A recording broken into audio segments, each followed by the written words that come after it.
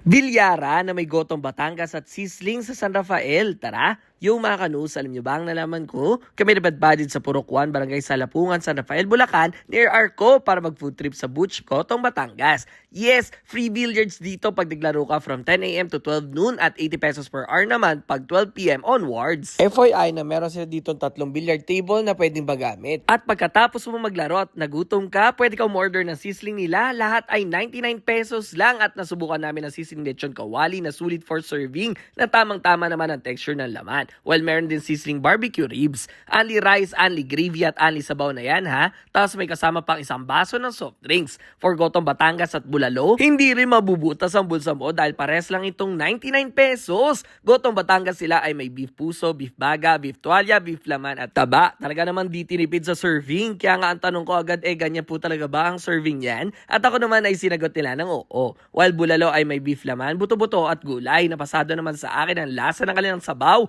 Mapaparami ka talaga ng kanin. Meron din silang nachos and fries at iced coffee na iced Spanish latte at iced caramel macchiato na both 59 pesos lang. O diba? Ang mura. At meron din silang non-coffee. This is your operating hours kung pupunta kayo. O ano pa hinintay nyo? Tara na dito sa Butch, Gotong Batangas sa San Rafael, Bulacan. Let's go!